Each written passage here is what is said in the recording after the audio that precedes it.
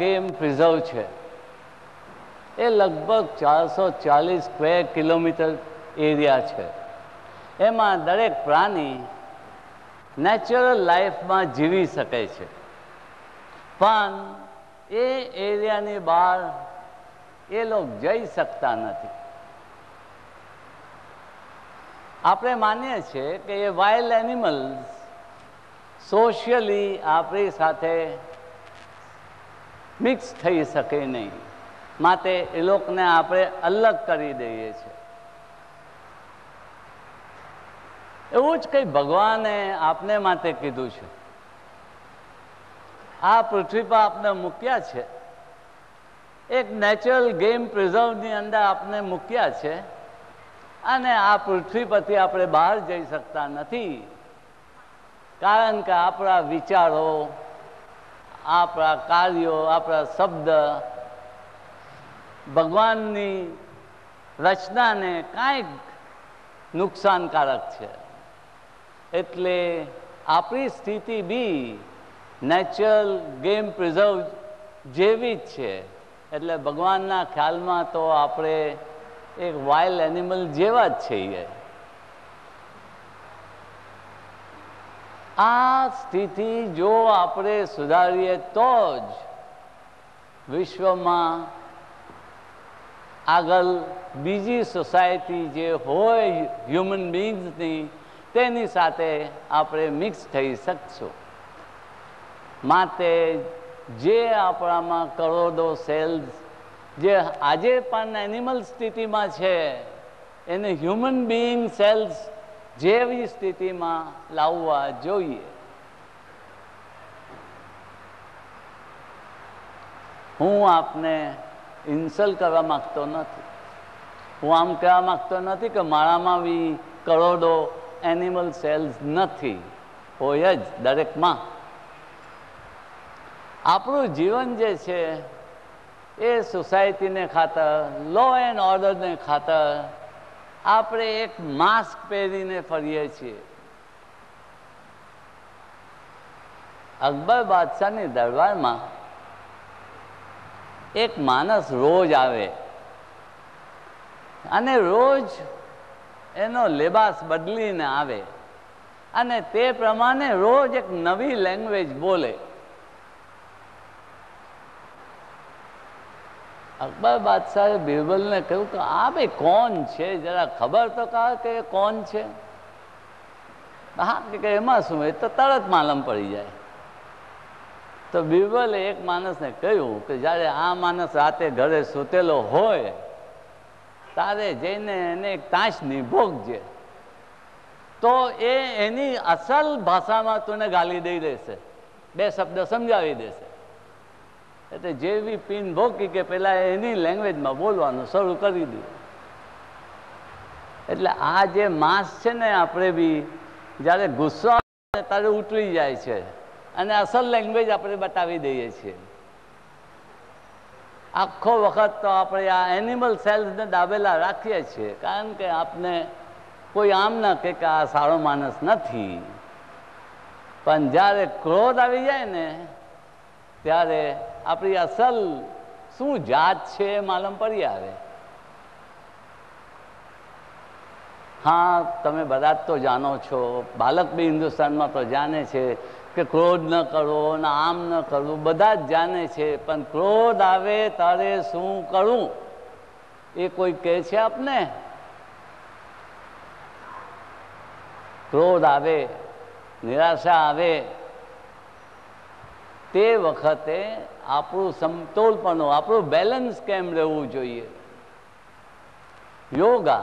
યોગની અંદર rhythm and balance, આ બે જ ચીજ શીખવાની છે. એટલે ક્રોધ આવે નહીં, નિરાશા આવે નહીં, એ સ્થિતિમાં આપણે જીવવાનું છે. અને કોઈ પણ માસ્ક પહેરીને જીવવાનું નથી. આપણે સૂતેલા હોઈએ ને કોઈ તાંચની ભોકે ને તો બી એ ભગવાન કરીને બોલાય, એને બે આવ શબ્દ ના બોલાય. એવી સ્થિતિ જો આપણામાં આવી જાય તો તે જીવન જીવી જવાય. આ રિધમ ને બેલેન્સ, ગઈકાલે બી મેં વાતો કરી રિધમની. આ રિધમ જે છે એ જો 24 કલાક આપનામાં ન ચાલે તો કલાક 2 કલાકના સાધના, કલાક 2 કલાકના પ્રાણાયામ, કલાક 2 કલાકના આસન, આ બધું ફોકસ જાય છે. માટે આપણે શું કરવું જોઈએ કે આપણે શાંતિથી ગમે એવા સર્કમસ્ટન્સ હોય તો બી જીવી જઈએ અને ગંગાની કાની આપણી જિંદગી, આપણી લાઈફ વહી જાય. એ માટે હું તમને એક થોડી એક્સરસાઇઝ બતાવીશ. મેં ગઈકાલે કહ્યું હતું કે આ એક્સરસાઇઝ નથી, આ આપણી અંદરના સેન્ટર્સોને સજીવન કરવાના છે અને કોમ્યુનિકેશન એસ્ટેબ્લિશ કરવાનું છે. માટે જો તમે તૈયાર હો બધા જ, તો આપણે શરૂ કરીએ.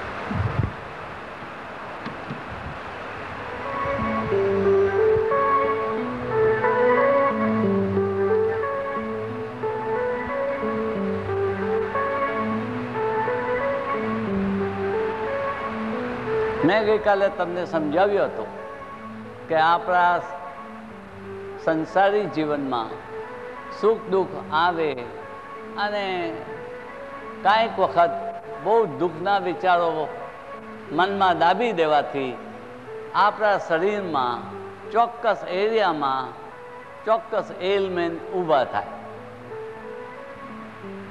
આ એરિયા બહુ ઇમ્પોર્ટન્ટ છે.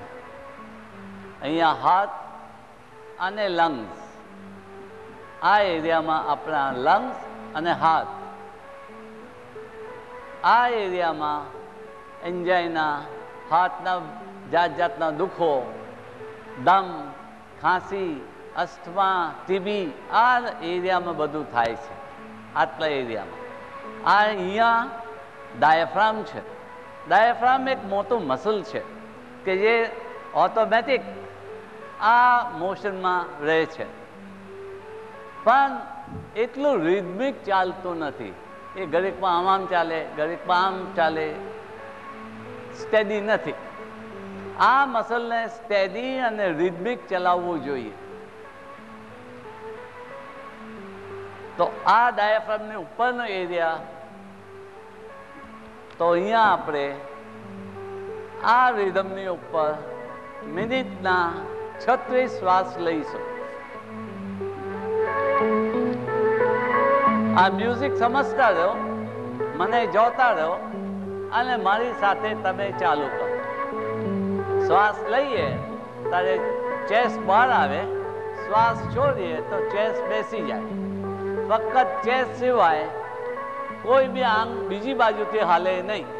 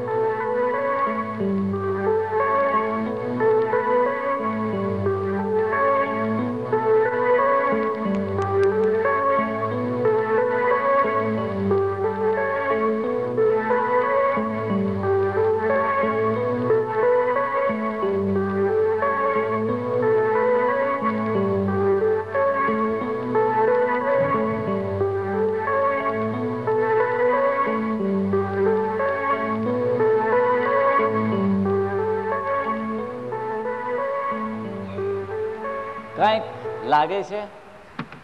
કાંઈક ચક્કર જેવું આવે છે કોઈને?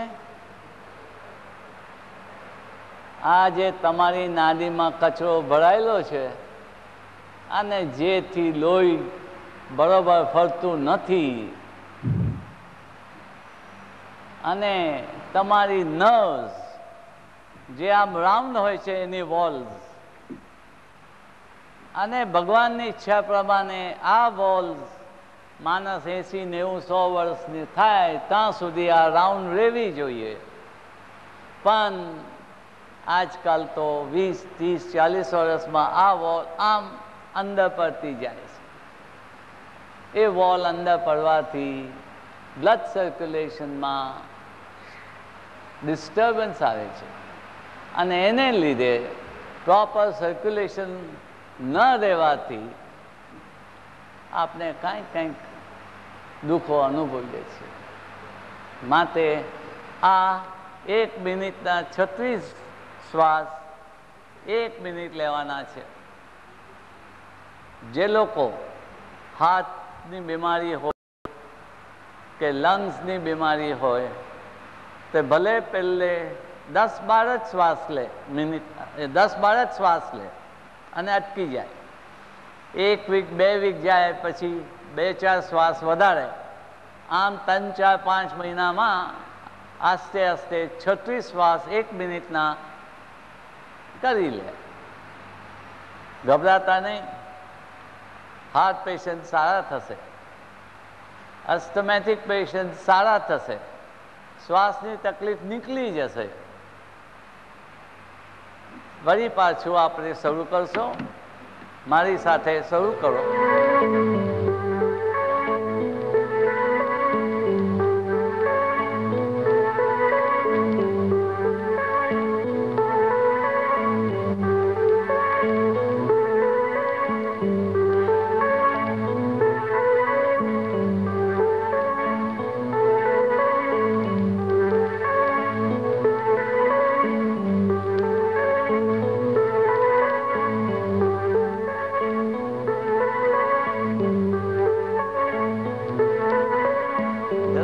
ડોક્ટર સાહેબ,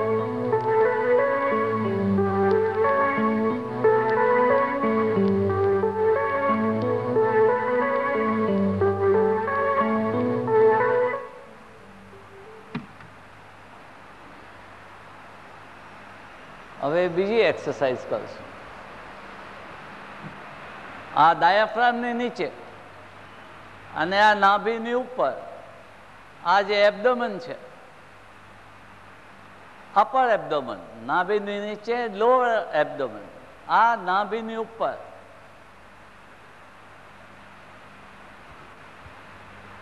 તમે સવાર પડે કે ખાઓ, બપોર થાય કે ખાઓ, સાંજ થાય કે નાસ્તો ખાઓ, રાત પડે કે પાછું ડિનર, આ બધો કચરો ખૂબ જ અહીંયા એકઠો થાય. આટલા ભાગમાં બધા જ આપના ઓર્ગન્સો છે અને ઇન્ડિજેશન થાય, અલ્સર થાય, કોન્સ્ટિપેશન થાય, કોઈને લૂઝ મોશન થાય અને જાત જાતના દુઃખો આટલા એરિયામાં જ થાય. માટે આ નાભીની ઉપર અપર એબ્ડોમન પર આપણે હાથ મૂકીએ. હવે શ્વાસ લેશો ત્યારે આ એબ્ડોમન બહાર આવશે, શ્વાસ છોડશો તો એબ્ડોમન અંદર જશે. મ્યુઝિક સમજો અને મારી સાથે કરો.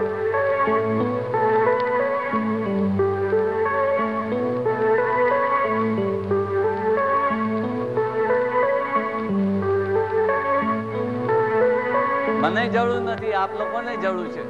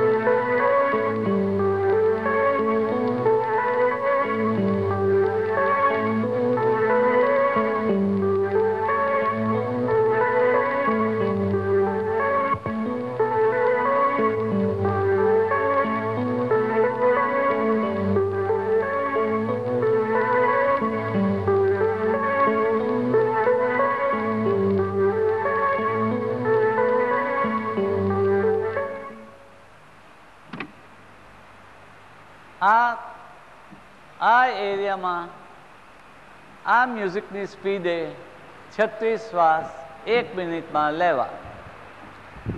ડૉક્ટર સાહેબ કેસેટ એવોને મળશે ને? કેસેટ મળશે ને? હા, આ મ્યુઝિકલ કેસેટ તમને મળશે અહીંયાથી. મિનિટના 36 શ્વાસ, એનો ખ્યાલ આપણે ઘડિયાળ જોવાથી બી આવતો નથી. એ જ કારણસર આ ટેપ મ્યુઝિક રાખવામાં આવેલું છે. આ ટેપની ઉપર મિનિટના 12, મિનિટના 18 અને મિનિટના 36 શ્વાસ ટેપ થયેલા છે. અને જુદી જુદી એક્સરસાઇઝમાં આ જુદી જુદી વૃદ્ધિએ શ્વાસ લેવામાં આવે છે. શ્વાસની ગતિ બહુ ઇમ્પોર્ટન્ટ છે. ચોક્કસ શ્વાસ 12 લેવાય, ચોક્કસ 18 લેવાય અને ચોક્કસ 36 લેવાય. આજની પહેલી 3 એક્સરસાઇઝ 1 મિનિટના 36 શ્વાસ પર રચાયેલી છે. હવે આપણે ત્રીજી એક્સરસાઇઝ કરીએ.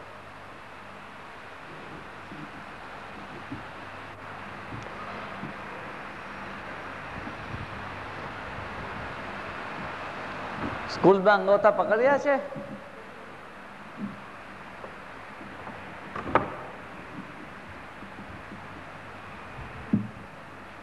જો ટોઝ વે ના જવાય તો અહીંયા જજો. 1-2 અઠવાડિયા પછી 1 ઇંચ આગળ જજો. પાછા બીજા 1-2 અઠવાડિયા પછી પાછા 1 ઇંચ આગળ જજો. આમ 2-4 મહિનામાં અંગોઠા પકડાય ત્યાં સુધી જજો. આ એક્સરસાઇઝ શા માટે કરીએ છીએ? સ્પાઇન, મનકાની વચ્ચેની ગાડી, હિપ, આ નીઝ અને આ એન્કલ, આ એરિયામાં 30, 35, 40ની ઉંમરથી પેઇન શરૂ થાય છે. માટે 36ની સાયકલ પર મ્યુઝિક ચલાવીને આપણે આ બ્રીધિંગ ચાલુ કરીએ.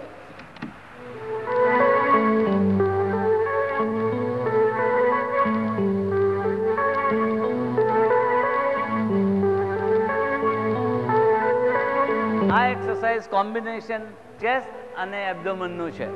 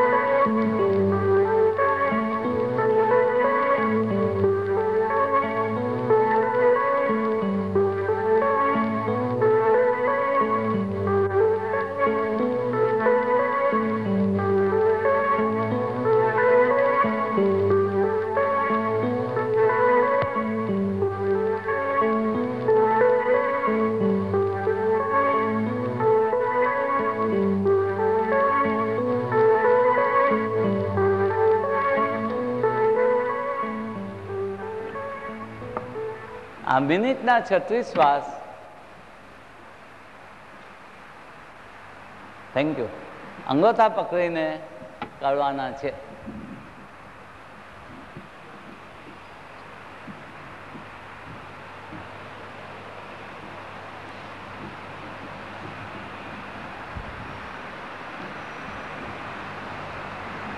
હવે ચોથી એક્સરસાઇઝ.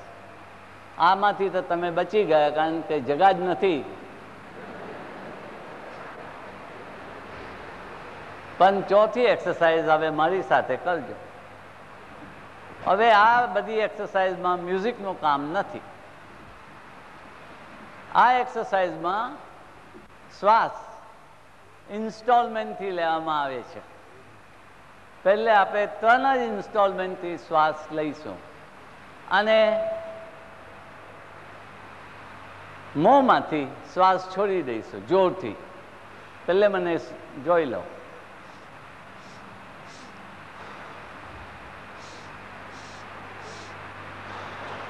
ચાલો હવે શરૂ કરો.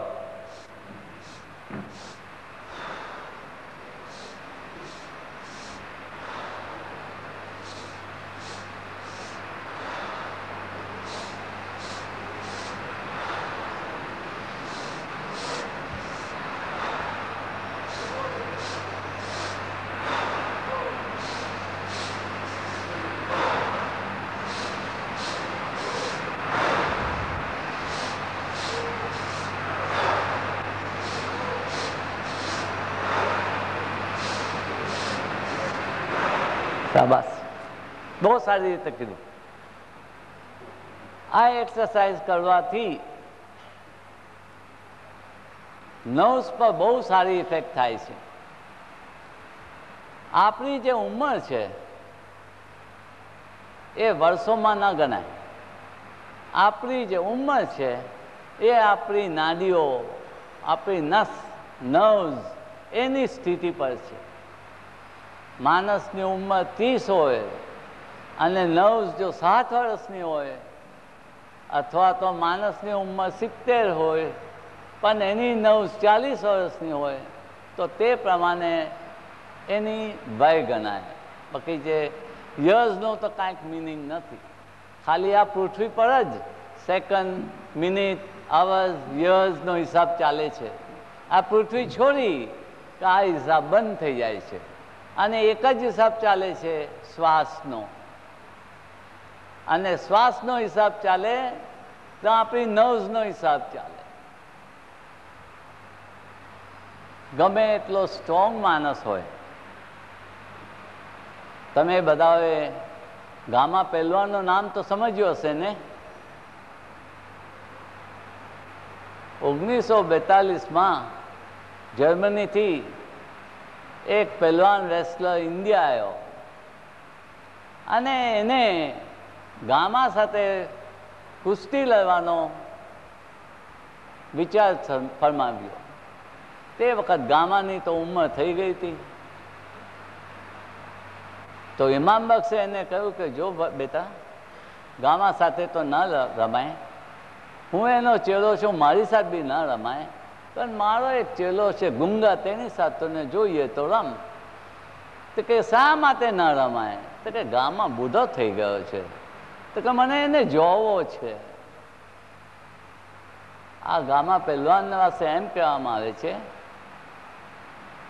કે 1921માં મારા જેવા પટિયાલા એમને લઈને ઇંગ્લેન્ડ ગયેલા અને તે જમાનામાં ડિક્લેર કીધું કે જે બી માણસ ગામા પહેલવાન સામે રિંગમાં 1 મિનિટ ઊભો રહેશે તેને 10,000 પાઉન્ડનું ઇનામ. જીતવા હારવાનો સવાલ ન હતો. અને કંઈક બધા સ્ટ્રોંગ મેનોએ ચેલેન્જ ઉચકી પણ કોઈ ફાવ્યું નહીં. પછી ગામા પહેલવાન પટિયાલામાં પાછો આવી ગયો તો રશિયાથી ઝબિસ્કો કરીને આવ્યો ચેલેન્જ કરવા. સારી 300 પાઉન્ડનું વજન, 6.5 ફીટ ઊંચો. તો રેસલિંગ મેચ પટિયાલામાં ગોઠવાઈ.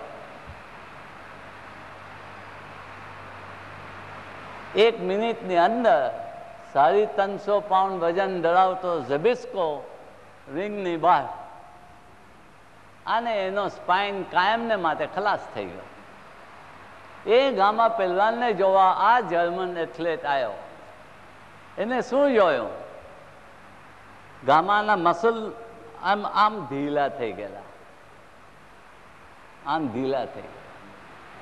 તેનું કારણ શું?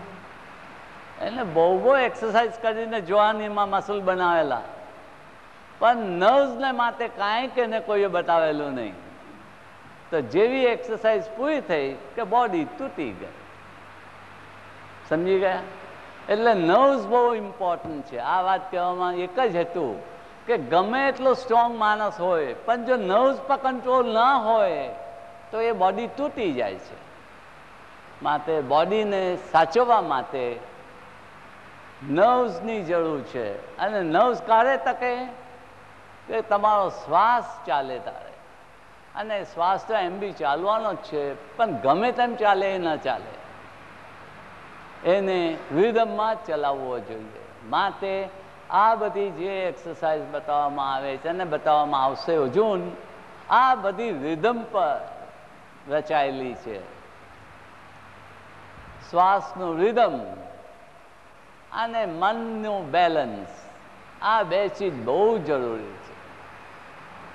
જેમ પેલા ટાઈટ રોપની ઉપર માણસ ચાલે ને, આમ આમ આમ કરી દે, આ બેલેન્સ ને રિધમ આપણી લાઈફમાં જોઈએ, આપણી અંદર પચી ગયેલું જોઈએ. આપણે કંટ્રોલ કરીને જીવીએ એ નકામું છે. કંટ્રોલ ક્યારે કરીએ? આપણામાં વીકનેસ હોય તો કરીએ. અને કંટ્રોલ કર્યા વગર જો જીવન વહી જતું હોય તો કેટલું સુંદર લાગે. માટે બેલેન્સ એન્ડ રિધમ, આ બે બોલને ખાતર જે બી કંઈ હું તમને બતાવીશ એ બધું એને માટે જ છે.